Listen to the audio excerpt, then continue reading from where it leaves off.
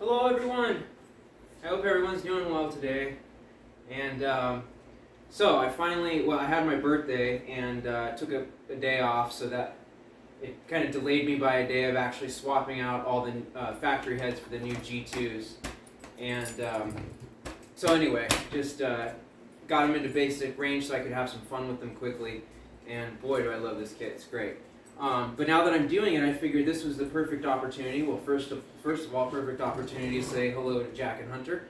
And then second of all, the next opportunity was to cover the tuning video because I'm doing it anyway, right? So I kind of want to just share my method. Hopefully this might help some of you out there. Sharing knowledge is part of this. Jack, I need you now, buddy. Getting on all my stuff. Watch out. Sharing knowledge is part of the drumming community is what it's all about, in my opinion. So, what I like to do, there are a couple different approaches, okay? One, if you're doing kind of a quick and dirty tuning, you don't have a chromatic tuner with you, you don't have a drum dial, you don't have, the time, different reasons that you might just need to quickly get your drums in tuning, right? That's usually when I just go for it by ear. I'm going to go around, I'm going to make sure that the first trick that I use, guys, is always using 2 keys. So, trick, but a lot of people don't do that, but using 2 keys, not only will it save you a huge amount of time, but it will also help you get the same amount of tension when you're doing 2 at a time the way you go around the drum set. So cross, cross plus, if you have that like X-wing pattern. So just depending on kind of what you like, and if you've worked with drums for a while, you kind of know eventually how to tune. I know right at first it's kind of a daunting task, and you're like, oh, I just want to leave, if I mess with them, they might sound worse, right? That's like one of the worst fears. Or I might break a head, or I might do something wrong, or I might crank down, and bend my hoop in a way or something, something like that. But that's why having equal tension is so, so important. And if you use small turns and 2 keys, it will help you gain even, more equal tension as you go around the drums, okay? So that's my first little trick. My next, you can see I'm holding a mallet in my hand. I like using mallets when I'm tuning instead. I do use a stick when I do some of the more fine tuning, hitting each lug. But that's why I like these. I don't ever play with these. Well, sometimes if I'm using a harder mallet, but these are just the Travis Barker Zildjian. It's got a mallet on one end and it's, a stick on the other. One thing I don't like about it though is that it has white paint on it. And I mentioned in one other video, if you start striking drums hard with these sticks, it will leave white paint all over everything. So I always just use these to tap lightly, and if I'm playing with them, then I'm using them as a mallet kind of thing. Anyway, they work great. They're not too expensive. They're kind of like a, gimmicky stick, Travis Barker stick. But they work well. They work well as a tool. So anyway, using the mallet is going to help you to gauge kind of more of an accurate tuning, and you're just going to be doing, light taps as you're going around it and making sure that you have that equal tension once you've done it, okay? So 2 keys, a mallet. Now, if you're lucky enough or you've gone out and you've decided to purchase a drum dial, drum dials are very helpful. Now, I'm not a huge, I don't really believe in the tune bots and all those things. They're cool. It's not that I don't believe in them. Obviously, they work. TuneBot was actually developed by an engineer who's also a drummer, and it works off of those frequencies. So it's an accurate gauge too, but it's basically a sonic gauge, where this is measuring the PSI. It's basically an analog gauge, and that's why it's a dial, and you're just placing it in the same positions. They come with like a little spacer thing, so you hold it exactly out, like I guess it's a half to an inch or so away from the lug, but you just get used to. I just place it now around. Now, one thing I will warn you about: these things are heavy. You don't want to drop them. If you drop them, they will go out. So I've had a lot of different people I've known that have accidentally dropped theirs, and the dial is not. It's what do you call that when you zero out a dial? You guys are all probably screaming it out right now. Calibrate. It's not calibrated correctly. So when you're if you get one of these, just be careful to keep it nice, don't drop it, make sure it doesn't fall off the drum in some way, that kind of thing, okay? So 2 keys, a mallet, a drum dial. I'll get to the drum dial in a little bit. Now next, you can obviously see my drum is sitting in kind of a weird precarious position. But what I've done is I've just placed it on top of a round top, and then also on top of a drum pad, so that way I have kind of a hard surface to work with, so the drum's not shifting on the cushion as I'm kind of pushing down or if I'm working with it. And it also gives me ease of use of being able to spin the drum around and just quickly, if you're detuning, that kind of thing. Now another thing I'll mention is I do like using high torque keys, bigger keys like this. It has the little bit of threading on the top, so that way you get your finger tightness grip from this, and then you can really crank down on this. So this atomic key, these are great. Church keys, great. So basically, when I'm detuning or I'm getting back to just finger tight, that's what I'll use at first, and a lot of times I'll just quickly spin the top of this, make sure I'm at finger tight, and then I'll start using 2 keys. Now, it's also important that you want to use 2 keys that are relatively identical, either that are identical or very, very similar. Now you can see these are 2 different keys that I have, but they're still both small keys, and when you align them up, you want them sitting on the so that they're nice and even like this. One's not sitting like this and like that or kind of thing. But that way it will also help you visually gauge that you're turning exactly as you go. So leaving them like that and getting everything to finger tight first. So just depending on how you guys like to do that.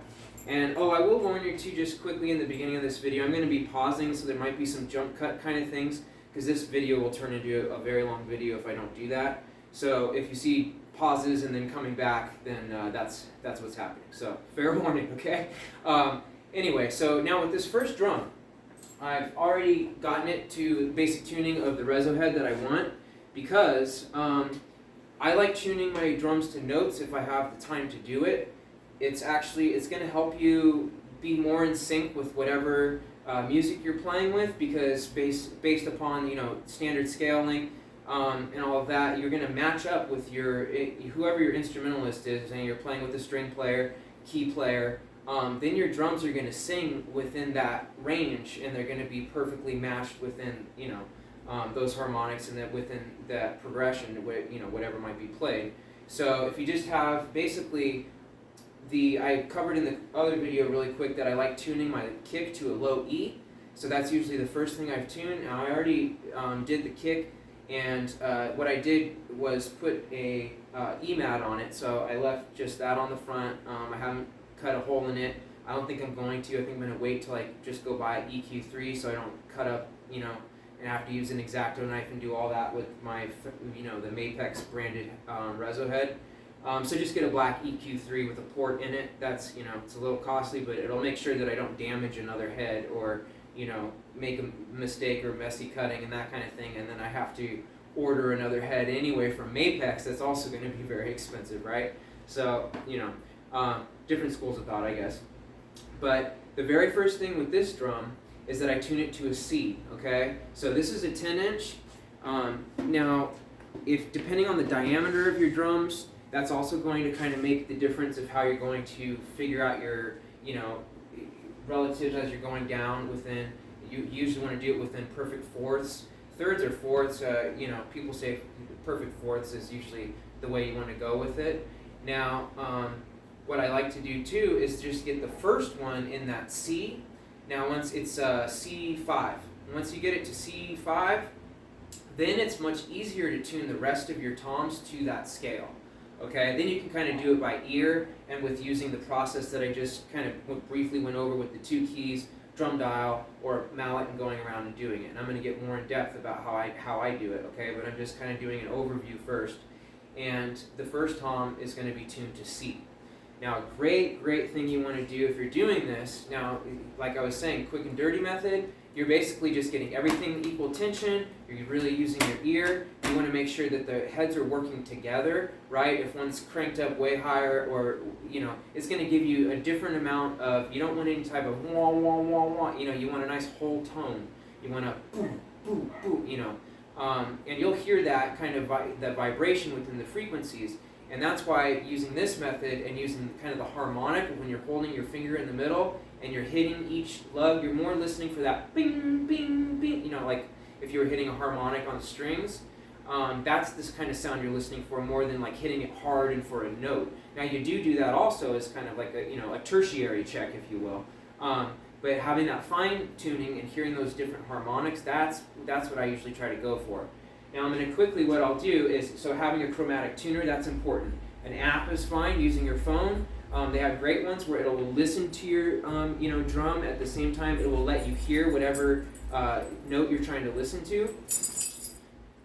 Jack, go buddy, please. Thank you, sir. It will let you hear what you're trying to tune to, okay? Now the quick and dirty method, usually heads equal. You don't want one higher than the other. A lot of times people will tune their reso head a little bit higher just because it helps with the pitch and the kind of the bend of the boom, the dive bombing sound kind of thing. Boom, it goes downward when you hit it. But tuning them equal, both in the bottom head, they just need to work together. They need to be tuned to the exact same note. So this will also help you where you can hear a note, right? But you're only hearing the note of this one head. Now you can hold it in your hand and just kind of like, where you're choking the bottom one head, or you can do this kind of a thing and put it on something like this, or a Lazy Susan, whatever you might have, okay? But this will also save your back too, so you're not having to like get on the floor every time you're doing this. It just helps put it kind of up, at this level. So you just kind of got you got to hear that note really quick. Now what I'm going to do is, because I'm using my phone and my chromatic tuner is on my phone, right, and I'm filming through it, so I'm going to play the harmonic of C5 through the PA system, okay, just to let you hear the da, and it's going to ring at the same time, okay?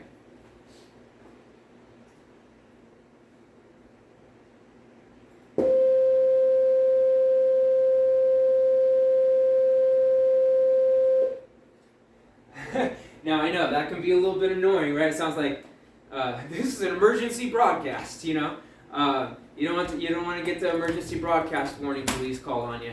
But at the same time, it's important to really kind of listen intently and kind of bury whatever that note is, okay? And just get that. And I'm not a singer, so I'm not going to sing it, okay? But getting it I can hear it within my head. I can't sing it very well.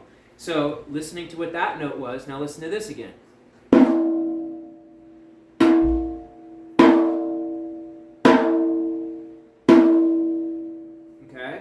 Now, I'm going to close this door so I don't bug my neighbors when I do this one more time. Now you heard that again. Now this. Now this, brought to you by Emergency Broadcast System.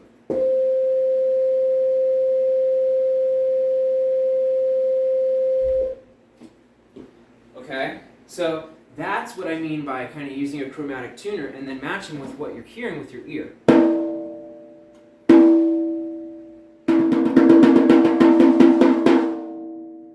Very similar, okay? So it's not exactly right there, but that's kind of just what I wanted to use for the point of just showing you my methodology about how I go about this, okay? Now, I do this for each drum. Now, you can look online, you can research your shell depths. So I have 10s, 12, 14, 16, and a 22. Pretty standard dimensions. Most kits are going to have that. But if you're working with like, a 12 and a 13 and or odd dimensions and kind of thing, it's going to be less, and it's going to be a different, temperament or equal, not the same if you're going down the toms and that with those dimensions versus if you're using, standard dimension of 2-inch difference all the way down your toms, okay? So that's just kind of the methodology I use. Now, once I get this tom tuned to the specific frequency that I want, then I'm doing this for each head, okay? And you want the heads to be working right together. And I also use this drum dial as a check too. So I use this as a secondary check when I was going through and talking about my, using the 2 keys, making sure that the tension is the same around the entire drum. So when you're going around, and you can use this visual check, remember also, so once you get it finger tight, making sure that they're exactly tightened to the same point, then using a visual check as you do it. Doing 2 at a time, not only will it save you time, but it's going to give you more equal tension as you go around. And then you also don't have to push in the middle and looking for these lines and trying to like one at a time get the wrinkles out, and then using your ear a lot. And it's, it's kind of like chasing your tail sometimes where you try to like mess with one lug that's not quite right, or you think it's not quite right, And then once you do that, it's like, then you have to start messing with all the other, we've all run into that problem, okay? So this will help you where you're doing 2 and really small turns. I like doing 8s at a time. So 8 turns till I get it up, and 2 at a time. And then if you start that way and you just do to finger tight and then 8 turns 2 at a time, then all those wrinkles will be naturally gone. So that way you're not, using that method so much. Now each time you're doing this, especially if you have new heads, you're giving your drum CPR, right? You're doing CPR on your drum the entire time, basically. Well, not the entire time, but while you're tuning at the end, you want to do that because it's also going to change the pitch of what you're hearing. Now, if you get it all in tune and then you stretch it a little bit, it's going to push it back down, right? So it's important to make sure those heads are completely stretched, that you don't hear any cracking. If you still are hearing like when you turn it, you know that you haven't really worked all of the areas out and the head's not sitting equal with on the head. The head is not sitting equal on the bearing edges on the drum. So using this method is going to help that. If you have the drum dial, you usually want to put your drum to about 70 to 75. So these work within the PSI range. That's why they measure it within that way. So the way that the dial works is that it sits on the drum. This needle gets pushed up into it. It registers. The dial will move just depending on what it registers, and it measures the PSI of each one. Then you can do a visual check and really make sure, okay, it's exactly, the same exact tension all the way around the drum, and this makes tuning way quicker too, it really does. So 2 keys and a drum dial will help knock this process down greatly. And then if you make a mistake or anything, don't be afraid, it's okay, like you experiment with your drums, you need to kind of figure out your kit, you need to figure out what sounds you like, do you like higher and singing toms? Do you like, real punchy and low, thuddy toms, and bass drum? Or, do you want your stuff tuned higher for like jazz? Or do you want it low for rock? That kind of idea. So that's also important to use whatever drummer, that you are and the music that you like to play. That's really important. So figuring out your drums and your equipment and kind of experimenting with it, having fun, that's half the battle, and then you'll just get more familiar with how your drums work, or any drum works really, and the process. Now if you're working with different diameters and that kind of stuff, yes. But if you're working with pretty standard shell depths, it's just going to depend on what the shells are made out of. That's going to give you that different tone and sound, but the general process is going to be the same for any drum.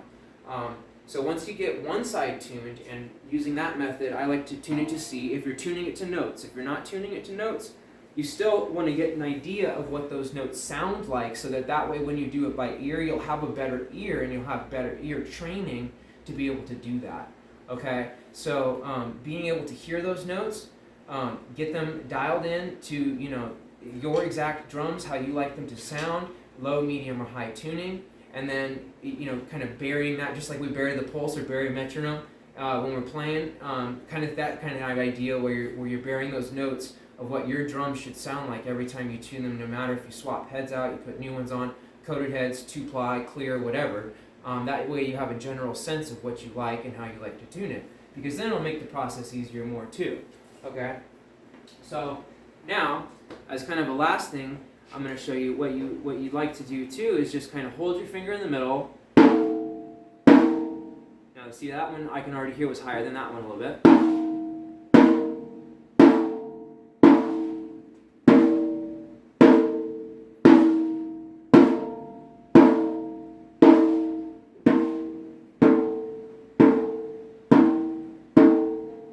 So I'm hearing 2 different pitches there, 2 different notes, and that's usually the case because if you're using 2 keys, then the one that's opposite from that is usually going to be sounding the exact same, and that also helps you because then it helps you to kind of gauge where you're at and either go backwards or forwards. Now I think it's always easier to kind of tune down a little bit than trying to tune back up, because that again will help. That will help avoid the chasing of the tail thing. So you don't want to be chasing your tail while you're tuning. And you don't want to be trying to like higher, lower, high, and then this, and then I just messed the whole drum up when I almost had it perfectly there, So that's what I'm talking about, of listening to those.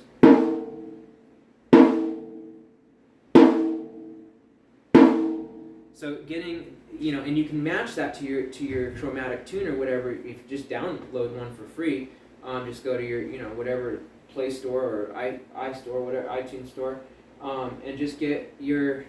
It's so funny. Jack's over here like sulking at me on the couch, just looking at me like, "What you doing?" Go there and just download your favorite chromatic tuner. Okay, so. When you get that and you're able to remember also, it's a good thing to write down what the notes of your drums are if you're listening to it and you're tuning it in that way. Now, some people, they don't care about tuning their drums to notes, so a lot of this stuff is probably not as important then if you're not going to tune your drums to notes. But it will help your drums to sound better just because they'll fall within those temperaments easier, and you'll just kind of get a better sense of it and a better ear for it, okay? So that's the way that I like to go about tuning, and we can go through and maybe I'm not going to pause and cut and do that actually. I'm just going to upload this video. I think that's a good overview and coverage of how I like to do it. This will greatly help you within it, I promise, because then you're matching what you're hearing. You know that what you're tuning to isn't just like in your own head, or you're like, oh, I just like this random note, and hopefully this tom will match, my first will last my match, or my last will match my first, when I'm done with the entire process. And that's like, well, hopefully this turns out well. That's a kind of going to be a rough way to go about it. It's just you might get frustrated, or it might take longer, or might have to backtrack, that kind of stuff. So if you do it methodically, if you do it slow, if you do it with enjoyment, if you explore your drums, you have a good time with it, then it's going to help you just get it more dialed in and have a better and easier process as you do it. Okay, guys? So that's kind of my methodology, and then once I'll get this one dialed in, now you could hear I was, it had just different, two different notes that I was hearing within it, and now I'm just going to go through, and then I'm going to, drop the ones. Like I said, it's easier to kind of drop back down than it is to go higher and then have to kind of chase your tail and go around higher, higher, higher. It's easier to just take the one that is a little bit off and just lower it a little bit more. I find that too. And then once you do this, what you want to do is I usually put the drum like this. Now see, I have to now still tune this top head, but I'm going to do the same exact process that I did where I'm listening to that note and I'm tuning the heads to that note, okay? So when you're doing that, these are going to be equal too, because then you're listening for...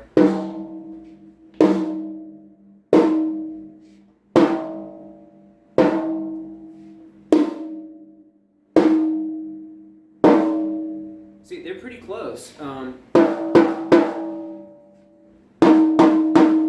I can hear this one's off, so that's what you're looking for is your muffling one, you're hitting the other... Listen from when you hit it from the batter side versus the reso side. So if you hit it on one side and get that, and that's another thing I want to mention quickly, guys. But that's what you want to do is kind of matching in your last step. And then if one's higher than the other, then that's what you want to adjust usually. Okay, so that they're working together, and that's the trick. You want the heads to work together and be within that same range. And one's not, going to be a completely different note than the other. Then that's going to give your drums a kind of a strange sound. All right, so. Using that process, and then just at the end, I just set it. You can put it on your Lazy Susan. You can put it like this, and then like choking one, one side of the drum or just holding it. Okay, so you can hear how this one's lower than this one, right? Now that's also because I have a one-ply clear. Now I'm using. I should have said that too. G2 coated on top. Evans G2 coated on top, and the G1 clears on the bottom is the reso. I find that's a good combination on just about any kit. I mean, and with the toms especially, because it'll last for a while. It'll give your drums more of a round, warm tone, and it just depends on the sound you like too. Do you like more punchy or what? But I like, kind of wide open singing drums. So this is going to help, kind of get an idea that if you have a coated 2-ply head versus a clear 1-ply head, then this is automatically going to have a lower pitch or a lower sound to it than a 1-ply head will. So what you usually want to do is you want to tune this sometimes to get it to sound the same or sound lower. You want to lower the resonant head just a little bit. Okay. Now I know that sounds a little bit counterintuitive, and then it sounds like one might be lower than the other, but that's what you're using either your ear for or the chromatic tuner, and you're getting them to match within that frequency. But if you get it very, very close, and you're close to a note, and you're happy, you know, you don't have to be super scientific about it. You don't have to go this way about it. If you get something close, leave it that way, you know, and just try to match the resonant head and the batter head as close as you possibly can. Move on to the next drum. Then when you get down to the next drum, so I'll just quickly, I know this isn't going to be in tune completely, but so that's how that sounds right now. And then, so you can already hear how these are pretty close, and I just swapped the factory head out on this one, and that's why I'm doing this video, like I said, because I'm quickly trying to get everything swapped out and everything after I've been taking that day off for my birthday. So getting this, you know, all these heads with the Evans G2 coated on top, G1 clears on the bottom for the reso, and I'm just going down the line, and I've now got to swap out the head on this 14, okay? So I'm just going through, I'm changing out all of the factory heads right now, and I'm going to move on to the 14 just for sake of time. But what I am just doing is getting the heads on, getting them in basic range, and then I'm dialing them in close, you know, with this chromatic tuner, okay? Well, chromatic tuner on my phone I'm filming with, but I just like to listen to the note, hit it, listen, hit it, you know, or you can let it keep ringing as you're tuning, and then if you do that lug by lug, so holding that system, ding, ding, ding, ding. Now you can do it with your finger too. You know, and you just want to make sure you come down with the same amount of force, and that you're hitting it in the same spot and the same amount of force with your finger if you use your finger. But, you know, and floor toms and bass drums are a little bit different process, okay? I mean, very similar, and having a drum dial will help you greatly with that too. But doing these for your rack toms, that's usually, that's what you can do with this process and hear those higher frequencies and those harmonics. Now once you get into, you know, your lower dimension floor toms and your bass drums, or racks, whatever you have, then that's when this is gonna, you know, then it's dialing in a little bit more by ear, okay? And just knowing the process and what you like, and then doing first rack tom, second rack tom, then when you go to your 14 or 16, whatever, 18, then you're using more, you know, same process, same methodology, 2 keys, you can use a drum dial, but you're not going to hear so many of those high frequencies is basically my point. So it's a little bit different, but not drastically, especially for the floor toms or a 14, you know. A 14 is not going to be all that different than doing a 12, but as you keep progressing down, they're going to ring a little bit more, you know, and that's another thing too. If you want less ring, obviously moon gel, we have muffling techniques, you have E-rings, you have different things like that, but you can also just adjust your head tension a little bit, and if you either drop them, you know, really low, then they're going to just be a little bit more flubby, like boom, boom, right? Or you can usually tighten your resonant head a little bit more than the top head, and then that will also help to eliminate some of that ring just because of the way that the frequencies are working and the 2 heads are working together, okay? Alright guys, well that's this video. It turned into quite a long video, but I knew that was going to happen for a tuning video. That's my process. Have fun with it. Don't have fun with it. If you don't want to use it, cool, but there's always something that can be gained from that. And I'm going to go ahead and work on swapping out the last 2 drums that I have the new heads for, and I'll see you on the next video, guys, okay? So have fun with it. Have fun with your drums. Explore them, and then the process only gets easier. Just like the more you practice, right? The more we practice with your instrument and getting familiar with your drums and just tuning in general, that will really help you. So TuneBot, cool, you can use a TuneBot. I don't, you know, if you want to go that route, but I think it's a good idea to kind of go the old school, the analog way, I guess, if you will, right? And just get familiar with your drums and doing it by hand and by ear, and getting familiar with the sounds you like and the ranges that you like. And then you can also use kind of more of a scientific process to dial them in even closer. All right, guys? I just like using the drum dial as a secondary check. You can also do that right away, and just, if you have one, just tension them all to the same exact tension. That will help you drastically get them all, boom, right in. Now they're a little bit pricey, but it'll just help you tune faster, because then you're just using more of a scientific process in PSI than you are having to human error or chase your tail and that kind of stuff, okay? All right, guys, happy drumming. Take care out there. God bless, and I'll see you on the next video. Bye.